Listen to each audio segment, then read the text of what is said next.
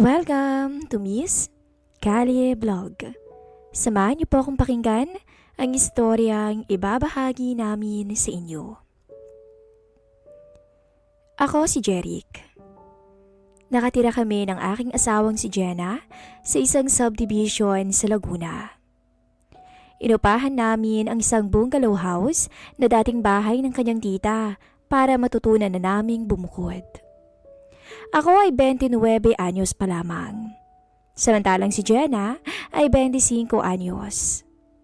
Maayos ang bahay na inupahan namin. May 2 kwarto, malawak na sala at maaliwalas na kusina na kadikit ng dining area. 2 ang banyo nito. Isa sa aming kwarto at isa malapit sa kitchen. Malinis at maganda pa ang loob. Pero dahil may edad na rin ang bahay at ang sabi sa amin ay 6 na taon na ang nakalilipas nang maipatayo ito, kaya kinailangan na rin ng repainting, lalo na yung sa labas ng bahay. Nagalok ang tiyahin ni Jenna na ipapaayos muna bago kami lumipat ni Mrs. Ngunit dahil excited na kaming lumipat, nagdesisyon kami na lang ang bahalang magpapintura ng bahay. Total ay napakamura ng upang binigay sa amin. Lumipat kami ng Biyernes ng umaga. Laking tuwa namin na ang bahay ay well secured dahil mataas ang bakod nito at ang katabing lote ay wala pang bahay, kaya tahimik at presko ang lugar. Maaga kaming natapos na mag-ayos ng aming mga gamit. Oras ng hapunan ay tapos na kami at maagang nagpahinga. Sabado ng hapon, dumating ang aking kaibigan na si Mike. May dalang pundador at nangangansyaw na basalan na ang aming bahay. Naghapunan muna kaming 3 bago sinimula ng inuman. Naupo kami ni Mike sa sala habang nanunood ng TV. Si Mrs. naman ay abala sa kusina. Sumali sandali si Mrs. sa kwentuhan, pero nagpaalam din agad na maliligo muna. "Ang swerte mo talaga sa Mrs. mo, pre," sabi ni Mike. Ngumiti lang ako at sinabing, "Aba, swerte din naman siya sa akin, pre." "Siyempre naman, pre. Pero isipin mo, mas bata sa'yo ng 4 na taon si Jenna. Tapos maganda, sexy, at masipag din sa mga gawaing bahay." "Pare, hindi lang yun masipag sa bahay. Masipag din yan sa kama," biro ko sa kanya. Bahagyang nanlaki ang mga mata ni Mike. Akala ko ay dahil sa sinabi ko. Yun pala, nakita niya si Mrs. na lumabas ng kwarto. Bagong ligo kasi to at nakasuot ng yellow tank top na manipis at maikling shorts na puti. Lalong lumitaw ang kaputian at kagandahan ng katawan ni Jenna sa kanyang suot. Gawa kasi sa manipis sa tela ang suot ng aking misis ng mga oras na yon. Mahilig kasi si Jenna na magsuot ng mga preskong damit, lalo na kapag nasa bahay lang. Kumuha ng mapupulutan si Mrs. sa kusina at bumalik sa amin upang sumalo na ulit sa kwentuhan. Hindi siya umiinom talaga, pero paminsan-minsan ay tumitikim naman ng paunti-unti sa aming iniinom. Ilang beses kong nahuli si Mike, na palihim na sumusulyap kay Jenna. Napapangiti na lang ako at natatawa sa itsura ni Mike, na halatang hindi mapakali sa maganda kong asawa.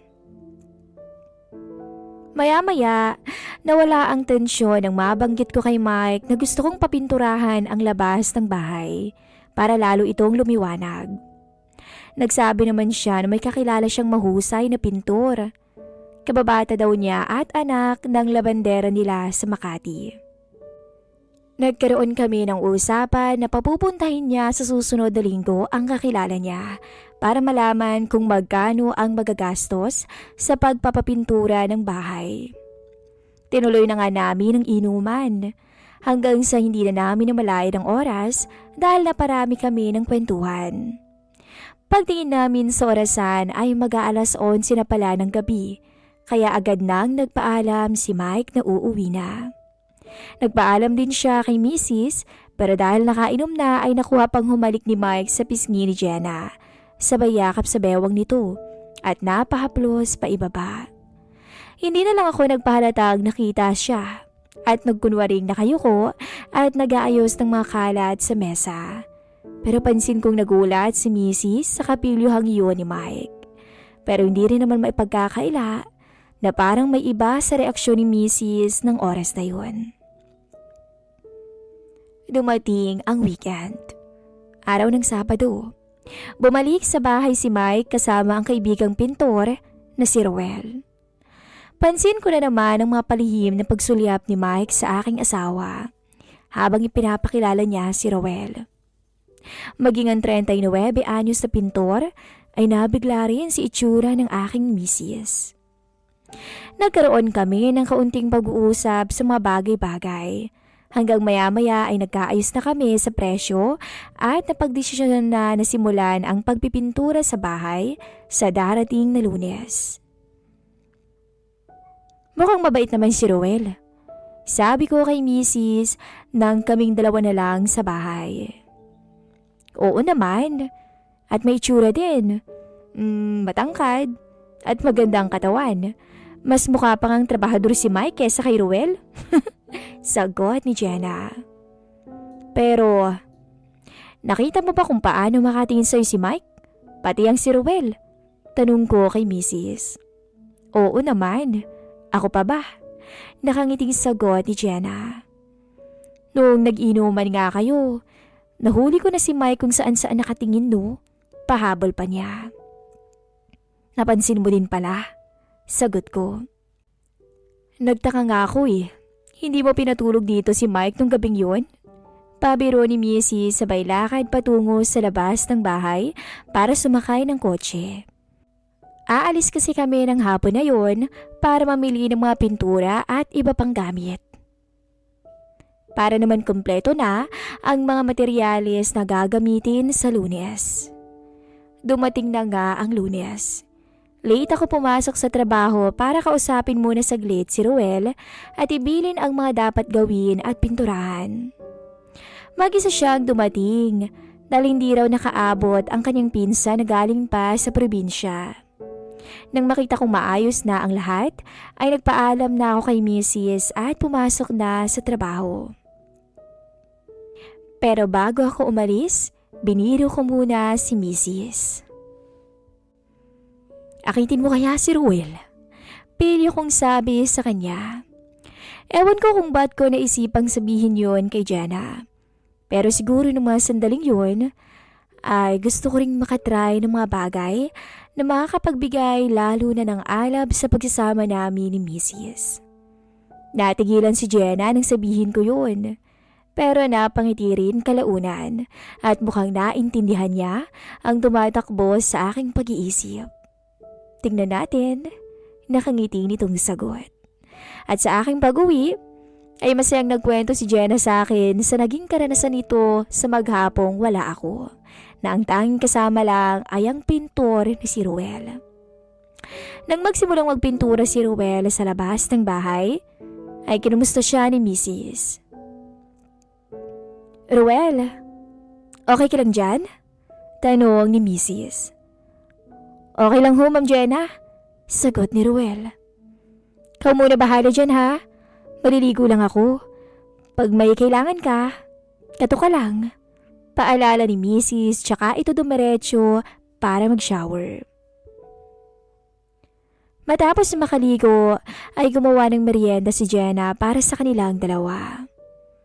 Lumabas ito ng bahay at tinawag si Ruel para magmerienda muna. Pinadaan ni Mrs. ang pintor sa bandang pintuan sa likod, papunta sa kusina para doon na magmerienda.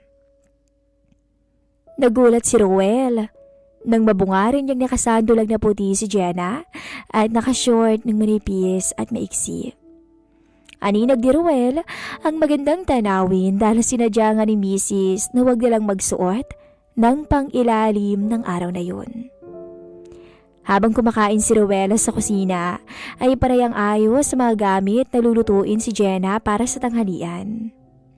Sinadya pa nga niyang yumuko para kumuha ng kasirola at para takamin ang alam niyang kanina pa nagpipigil na pintura. Pansin ni Mrs. ang halos mabaliw na reaksyon ng lalaki sa kanya.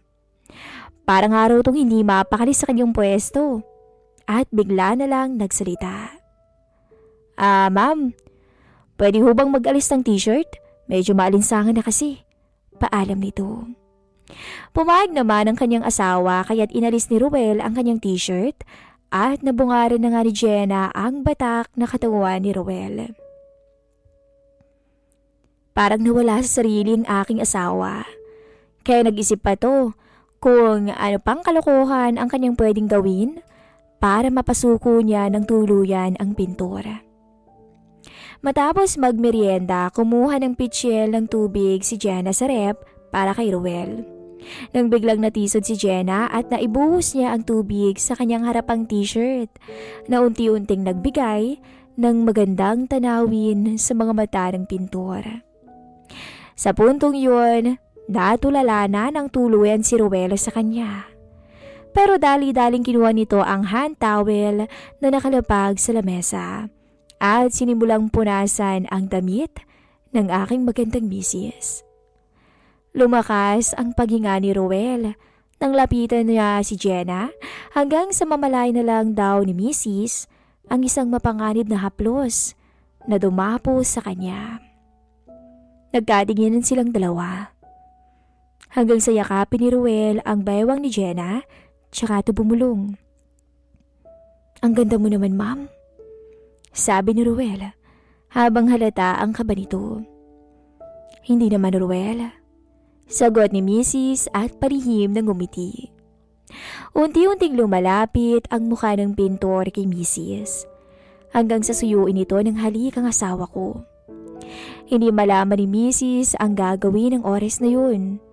Hanggang sa namalay na lang nito ang kusang pagtugon ng kanyang sarili. Dali-daling bumagsak sa sahig ang suot nilang dalawa. Hanggang sa biglang binuhat ni Ruel ang aking asawa at iniupo sa kitchen counter. Nagkangitian silang dalawa na parang kinakabahan sa tensyong bumabalot sa kanilang dalawa. Hanggang sa masuyong binukas ni Ruel ang mga binti ni Jenna at isinampay ito sa kanyang balikat. Maging ang asawa ko ay napangiti ulit kahit alam niya sa sarili na kabado pa rin siya. Napatingala nilang si Mrs. at napapikit nang tuluyang makagawa ito ng isang pagkakasala na hindi niya makakalimutan. Hindi akalain ni Jenna na mababaliw siya sa ibang lalaki ng ganun. At wala siyang nagawa kundi hayaan lang si Ruel na pagsawaan siya sa anumang paraang gustuhin ito. Hindi lubos akalain ni Mrs. Nahantong sa ganun ang pangaakit niya sa trabahador na si Ruel dahil wala sa plano niya na iyalay ng buo ang sarili sa iba na hindi naman niya asawa. Pero mukhang napasobra yata ang kapilyuhan niya. Kaya nahantong sila sa ganong sitwasyon. Natawa na lang si Mrs. habang nagkukwento dahil mukhang napasobra daw talaga sa merienda ang trabahador nila sa kusina. Maya-maya ay hingal at pawisan silang nagkatinginan. Tsaka nagtawanan sa nangyari. Bumulong pa si Ruel kay Mrs. Mamaya ulit, ma'am. Habang lunch break ako. Saad pa nito. Oo pa, nakangiting sagot ni Mrs. Maya-maya, biglang narinig nilang bumukas ang gate sa harap ng bahay. Akala nila ay ako ang dumating, kaya't hindi na sana siya mag-aayos para sorpresahin ako. Ngunit biglang sumikaw ang bisita at tinatawag ang pangalan ni Ruel. Boses pala ni Mike. Mabilis silang nag-ayos ng sarili at biglang bumungad na agad sa pinto ng kusina si Mike at nagulat sa ayos ng dalawa. Wala pa ring t-shirt si Ruel at nakabukas pa ang sintron. Si Mrs. naman ay magulo pa ang buhok. Pansin ang malakas na paghinga ni Mike habang nakatingin sa dalawa. Yung tingin na nagtatanong kung ano ang nangyari at tingin na parang naiinggit at nangihinayang na hindi inabot ang sa tingin niya'y namagitan sa dalawa. Tinanong ni Mrs. kung anong kailangan niya. Kamot ulo namang nagsabi si Mike na pumunta siya roon para tumulong kay Ruel sa pagpipintura ng bahay. Pumayag naman si Mrs. at sinabi na agad si Ruel na pwede na siyang bumalik sa kanyang trabaho. Matapos yun, nagsimula ng maghanda ng lulutuin si Mrs. Naiwang nakatulala si Mike at wala sa sariling sumunod na lamang kay Ruel. Nagsimula ang pag-repaint ng bahay ng Lunes.